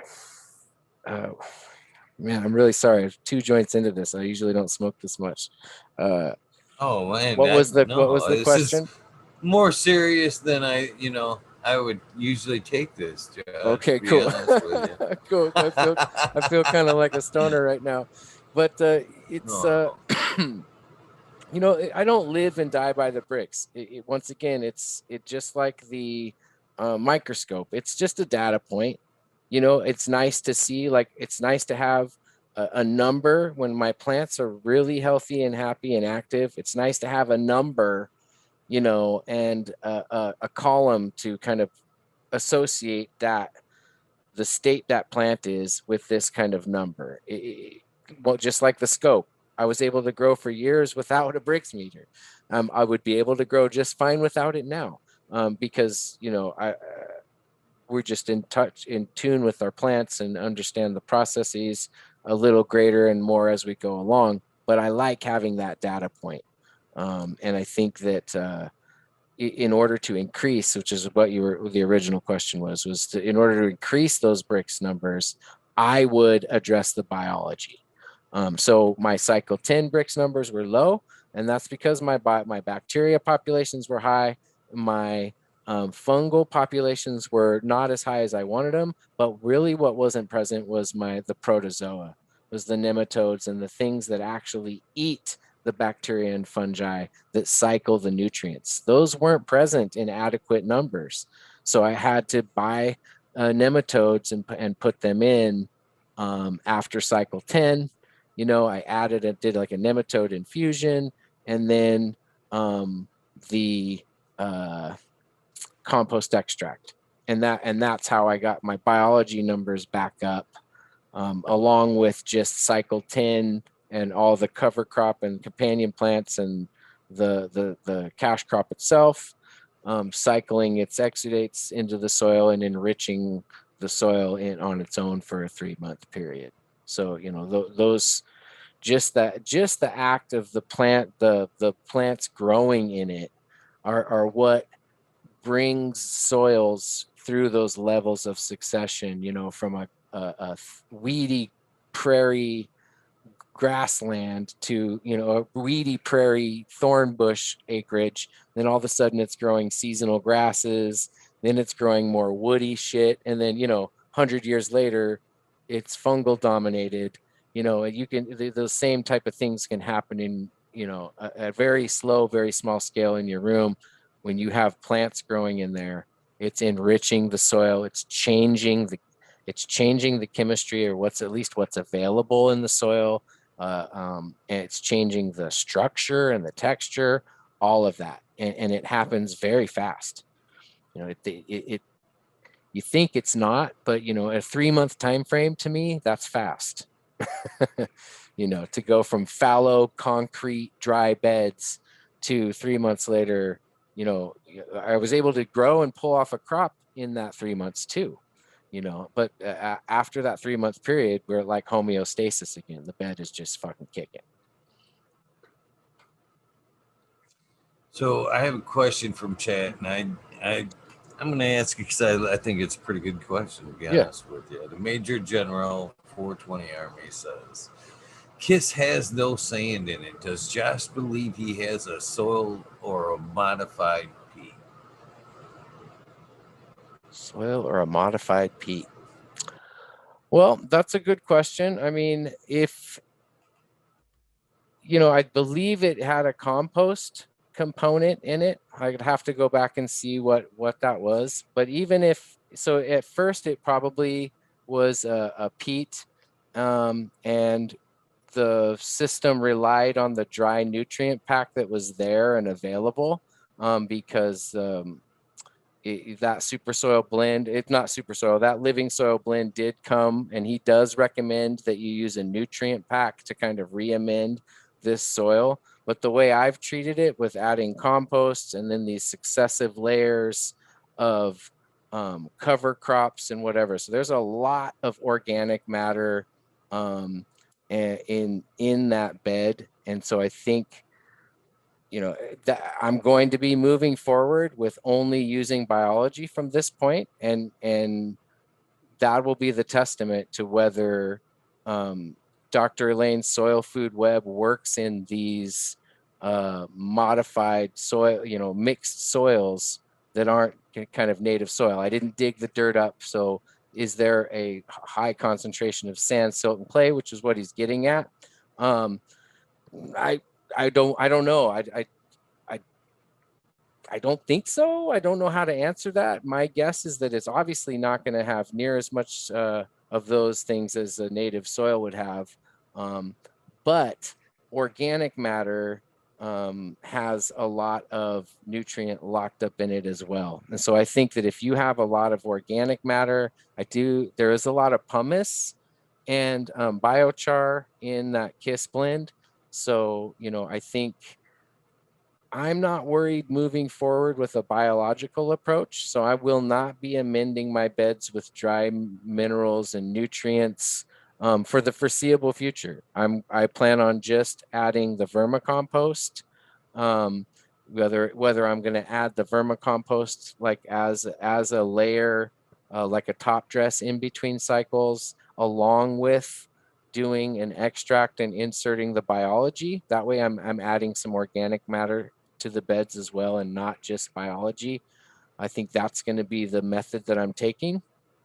And I'm interested to see if yields are different over time, or if what I understand of the soil food web to be true is that as long as you have biology and you have enough organic matter in your soil, in your parent material, then there's going to be enough NPK for any crop to grow. And I know that's a tough pill for some folks to swallow. It sounds like mumbo jumbo, but I'm here to try it, and I'm not afraid to try it. And I think that it's worth it, and it is a good question, and it's worth noting. Is there going to be a difference in these pre-mixed kind of living soil systems, or over an outdoor system where there's an abundance of sand, silt, and clay? Yeah, I may get to a point where I have to amend with glacial rock dust or something for the mineral content or something, and I'm fully accepting of that and prepared to do that if I needed to. So aren't they, and again, I'm completely new to the living organic systems, building your soil systems. But, even if you were all in 100% peat, okay, flat out, you turning it into a living system, aren't by just adding the vermicompost, aren't you in fact adding, basically your rock dust and sand through the vermicompost? I You would think know, so. they Yeah, I would think so. Like I'm not an expert on that by any means, and I'm just kind of dabbling in doing it myself. I've had small pass through vermicomposting things at various levels of success, but I've never sustained one and kept one that served an actual purpose that was important, and that's what this is to me now. So I'm just kind of going down this road. I wish like Clackamas Coot would be a really good resource. Like he knows his worm shit. Um, but I think that that's the value of the casting itself is what's being passed through. Because my understanding is that the worms really what they're eating is the bacteria off of the organic matter, that they're really not wanting to eat the organic matter, but sometimes it just makes it in, and that's what their shit ends up becoming. That casting is those little bits of organic matter that they incidentally consumed while hoovering up all the microbes off the outside of it, right? And that's what they're really eating is the biology. And then it all consolidates in their gut in this mucousy mass, and then it ejects that. Then they eject um, the fucking organic matter debris that it wasn't digesting because it was eating the bacteria and shit. So it stands to reason that that's why the earthworm castings has substance. There's something there, and so it stands to reason that if you've got, like, I feed my worms the diatomaceous earth, they're mowing through the compost, and so to me it stands to reason that there's going to be a lot of those things that are needed by the plant, those trace minerals, right there and we already know this, that's there and available in the earthworm casting. So like I said, I'm willing to see, and I'm looking forward to, because like I said, I've just learned this information about the soil food web and my understanding of how plants or how nutrient is pulled from soil and organic matter and those type of things. So I'm interested to see how that plays out in my beds at home. So fully prepared to have to amend them at some point, but I was under amending anyway to begin with, and my yields never changed. We did, yeah. So I'm interested to see how it goes moving forward. What strains are you looking to put in some of them bags? What strains are you excited about currently? Well, right now I'm testing a bunch. I'm testing some. Well, I'm running some Trilotto. A buddy of mine, a good friend of the family, he's been breeding for years. A legacy grower himself. He comes from a family of growers, and a brilliant breeder, man. And I've been trying to get him to go public with his Trilotto seeds. And I was even like, man, I'll turn my room into a seed. Let's just do seeds, man. Like this shit is incredible. Like I am such a picky bastard, and this Trilotto is damn near perfection for me. It's all gas, smells like burning bicycle tires. The parent genetics are Triangle Kush, a lemon skunk, and gelato. And he popped. He said he popped dozens and dozens of these Trilotto crosses of that three-way cross, and this one Trilotto was like a freak of nature. It came out completely different than everything else. It was the golden ticket style one, like none of the other ones had the same terp profile. They're all very different, and it was just this one kind of mutant. And so he was able to keep a hold of it. A year or so ago, before I shut the rooms down, my cycle 9 was the Trilotto, and that was his test batch of that shit. And hands down the best stuff I've ever grown, the best stuff I've ever smoked. And right now, 3 weeks into flower, and I can smell those terps, and I'm just every day I'm salivating. So the Trilotto is big on my list right now. That's gonna have a place in my garden for a long time. He has a cherry cookies cross with Trilotto that he says is better. I don't believe him. I don't know how it's possible, but he says it's better. I got a couple of those going, so we're gonna see what's up with those. I've got a couple of the Bay Area runts. I know it's a hypey, but he had them, and I was like, "Fuck it, let's try it. Let's see what the hype's about." It's kind of a fruity thing, and I'm not really into the fruity, so I don't know. That one might go to the wife and the oldest kid or something. But the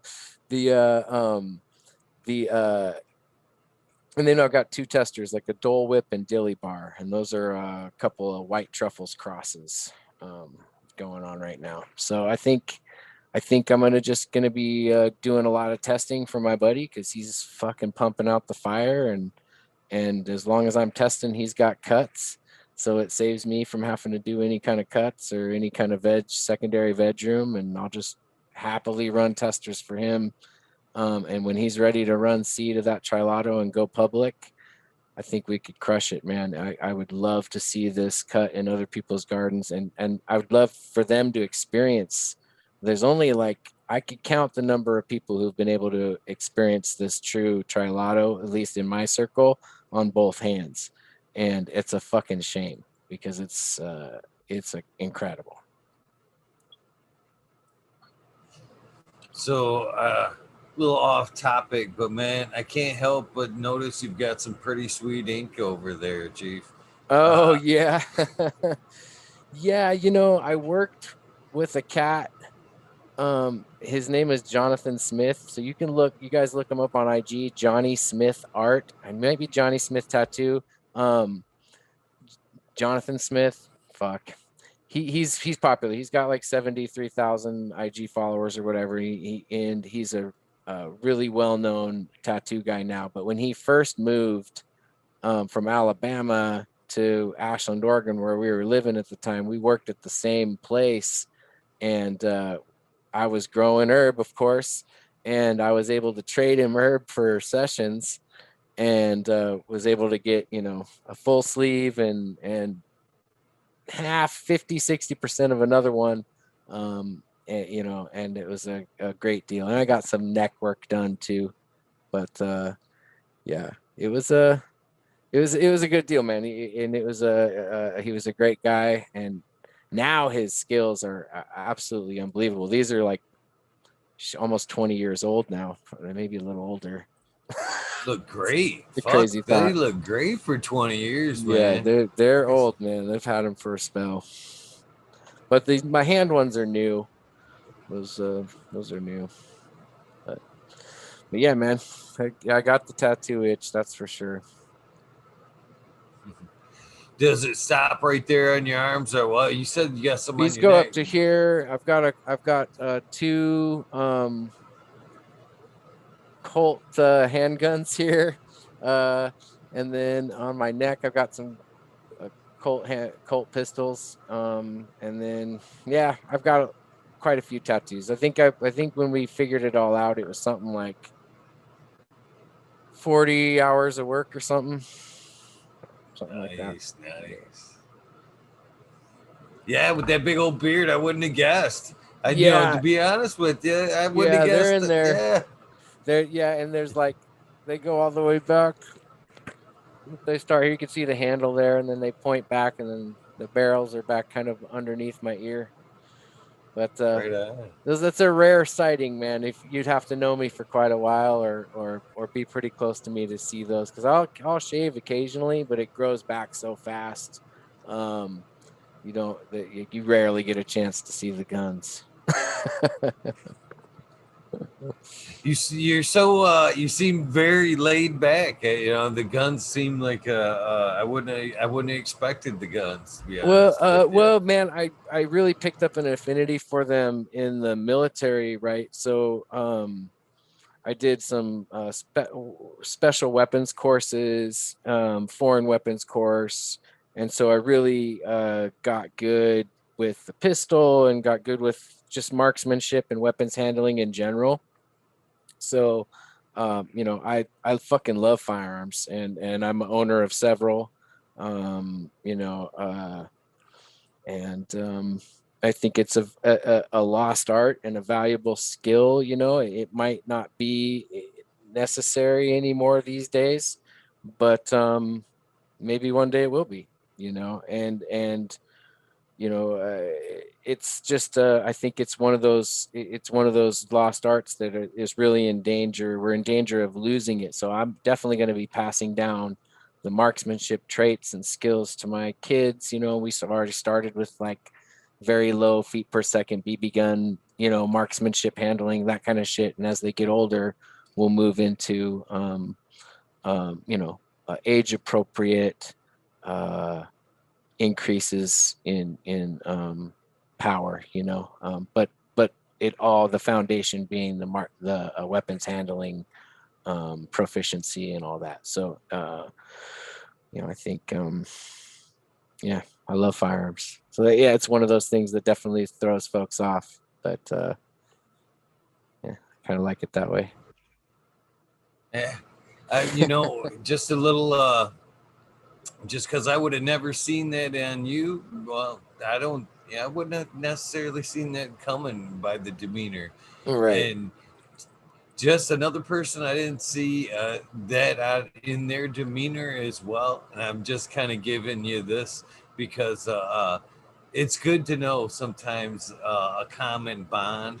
And Yeah. especially when there's another common bond that can be like a double useful edge. Yeah, absolutely. Matthew Gates, Oh, the no kidding. IPM around Yeah. the is in big time into weapons. Oh, that's great. Had him on, was talking IPM, and I'm like, what Yeah. else are you into? And we kind of went off into a side tangent, totally into weapons. Oh, I mean, I like, bet he's brilliant with just those. I really like that yeah, kid, man. I like that kid a lot.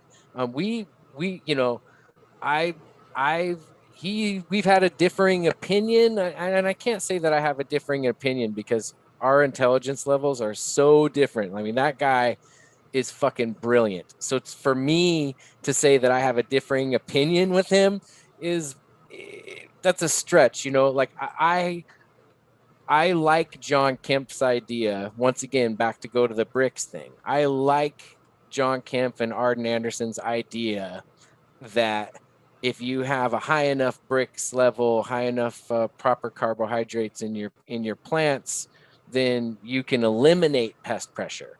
I really like the sound of that, and I respect their the work that they've put in the industry. I don't think that they're hacks necessarily, right? So, what the information that I've been to a couple of Arden Anderson's talks personally in person, I've read a couple of the John Kemp's books and understand, at a very rudimentary level his ideologies or whatever. And I know that Matthew is like basically without saying no fucking way, saying no fucking way. It's like that's impossible. That just doesn't work that way. I'm not in a place to argue with him because he lays out very scientific, points, and I respect and honor his level of intelligence and credibility in that realm. So I definitely, just because I like the idea of what John Kemp has to say, doesn't mean I'm going to thumb my nose at this guy who's saying, no, that's not right. I think it's too easy for us to kind of take things personal. And I didn't take it personal at all. I actually appreciate his perspective. And anytime we've talked about it, it's been mutually respectful. I can't say enough really good things about the guy. I really value his input into the community at large, and just his overall demeanor and the way he carries himself. Very professional, really bright kid. I say kid because he looks young and I feel old. So that's the only reason why I'm calling him a kid. But I just think he's a brilliant guy, man. Right. And so yeah. Matthew, you're awesome, brother. There's And to no know he knows, and fucking way. the weapons is great, man. I bet he's just like knows his shit. There's no way you should feel old. 46, if I remember hearing right, Yeah, is yeah. not old. It's not old, my friend. Not even close. No, you're right. I'm actually. I have years on you. I have years on you. That's I'm crazy. 49. I'm 49. Oh wow, So you're looking good, man. You don't there. look like it though. Thanks. Mhm. But there's no way at all I am gonna tell myself at any point I'm old. I keep telling myself. I need to do that because I feel old sometimes and I'm just like, oh my god. But it is a mantra, and if you say it too much, you know, you will become it. True. Well, man, I should So, probably bounce, man. I would, I think it's I'm getting to my 2 hour point.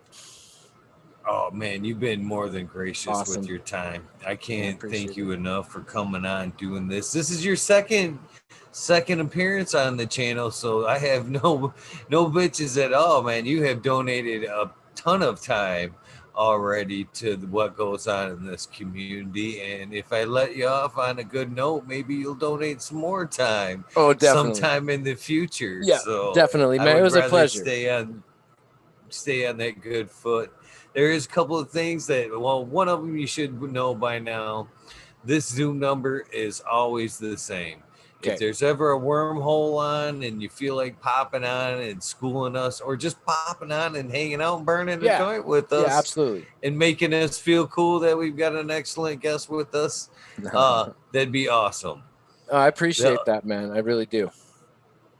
the other thing I'd like to get from you before you go is just the soundbite that I like to get from the rest of my guests. I think you know what that's about. Uh, Basically, what I'm looking to get from you is, hey, this is Joshua Steensland, and I'm on fucking Talking Shit with Eagle, episode 339. You can add whatever you want to it. You can Yeah. cut it off there, Yeah, but yeah. Okay. Hey, this I'm is ready Joshua. whenever you are. All right, cool. Hey, this is I'm Joshua sorry. Steensland. This is Joshua Steensland, and I'm on fucking Talking Shit with the Eagle, episode 339. Yes, 339. sir. Fucking A. Thank you very much, Man, man. You're my pleasure. awesome guy, awesome, full of knowledge. You've done huge things in this community. Oh, man. Thank you very I much. appreciate that. Thanks a lot. And I love what you got going on, man. And looking forward to coming back. Please do. Please All right, do. man. Have a All great right. night. You too. Later, guys. Bye now. Another great episode right there. Hopefully, you are following that great gentleman. That's silly. I know you're following Josh. You should be. Well, that puts another one in the can. Episode 339 in the hole. Hopefully, you guys have enjoyed this episode. I know I did. Been fun hanging out with Josh. So, might as well wind her up. You guys know the routine. Look for me in the wormhole here in a few. What time we got? It's 1:30. Let's check in back at 2 o'clock. 2 o'clock, we'll fire up the wormhole. 2 o'clock Eastern time. Please look for that notification or just check back at 2 o'clock for the wormhole. With that being said, I'm going to go ahead and wrap up this episode. You guys know the deal. Please do something nice for somebody. Random acts of kindness do save lives. I'm a living, breathing example of that. Fill up that tray. Use the restroom. I'll be back. I am out of here, guys. I'll